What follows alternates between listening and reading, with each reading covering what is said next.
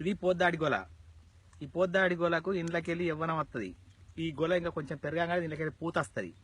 ఆ పూత పోయి ఆ పరుపుదాళ్ళు పరుపుదాళ్ళు అవి ఆలేసరికి పరుపుదాళ్ళకి వెళ్ళి లోపలికి వెళ్ళి పాట ఉట్టుకొస్తుంది. పాట ఉట్టుకొచ్చి అప్పుడు ఉగాది సమయంలో పరుపుదాడి గోల వెళ్తుంది. దీని సంపర్కం పరుపుదాటి మీద పడుతుంది అన్నట్టుగా. అందుకోసమే ఈ పోద్దాడు గోళలు మేము ఉట్టిగా ఇడిచి పెడతాం కొన్ని. ఆ యవ్వనం వీటిది పోయి అవిటిది పడంగానే ఆ పరుపుదాలు గోళ్ళు అయితే ఆ పరుపుదాలు కళ్ళు వాడతాయి. కొన్ని పండదాలకు ఇడిచి పెడతాం. అప్పుడు మళ్ళీ ముంజాల కళ్ళు చిప్పతాటి కళ్ళు అంటారు. అది చిప్పతాటి కళ్ళు ముంజాల కళ్ళు అని అప్పుడు తాగితే ఆ స్మెల్ వేరుంటది. అన్నిటికంటే దీనికి పాడే అటువంటిది కళ్ళు అని మనం అంటాం. అది కుండల వడంగానే కళ్ళు అయిపోతుంది. దాని నుంచి అడిచేది సుర. 36 కోట్ల దేవతలకు సుతం అభిషేకం చేసే అటువంటిది సుర. కళ్ళు కాదు.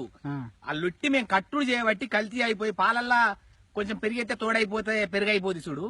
అట్లా పెరుగైపోద్ది అన్నట్టుగా. కళ్ళుల వడుట్ల ఇట్లా నిషచ్చుడు, తెల్లగవుడు, నురుగచ్చుడు ఇదంతా కారణం లొట్టే. ఈ గొలను మేము గీస్తాం.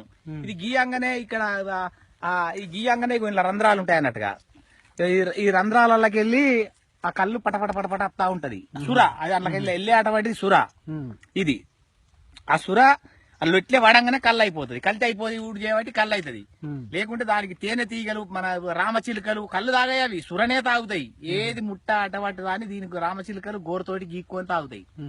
తేనె తీగలు, రామచిలుకలు, పిట్టలు, గొర్రెంకలు అన్ని సుర తాగుతాయి. అవి సుర 36 కోట్ల దేవతలకు సుతం తాగే అటువంటి సుర.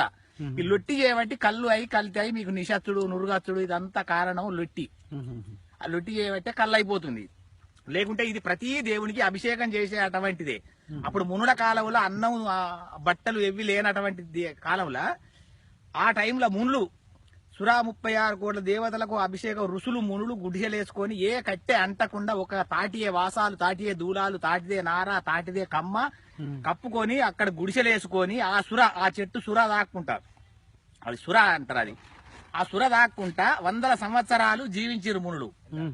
ఆ సుర దాక్కుంటా అన్నం ఏ ప్రకారంగా తాది పరంగా అరుగుతుందో ఈ సురసుతం అదే ప్రకారంగా మనిషి ఎలిసిపోడు, కరెక్ట్ అరగగలుగుతుంది అన్నట్టుగా. అందుకోసమే మునులు ఏ కట్టె అంటకుండా ఒక తాటి కల్పవృక్షం అనే పేరు దీనికి అన్నట్టుగా. కల్పవృక్షం కామధేను అనేది అంటారు మీరు. కల్పవృక్షానికి ఒకటే ఆ తాటియే మట్టలు, తాటియే నార, తాటియే కమ్మ, తాటిదే వాసాలు, తాటియే దూలాలు కట్టుకొని గుడిసెల కింద ఉండి తాటికల్లు దాక్కుంటా 100 సంవత్సరాలు మునులు అభిషేకం చేసుకుంటా అప్పుడు ఋషులు మునులు అప్పుడు జీవించారు. అందుకోసమే దీనికి కల్పవృక్షం అని పేరు. దీని మీద బ్రహ్మంగారు తాటాకు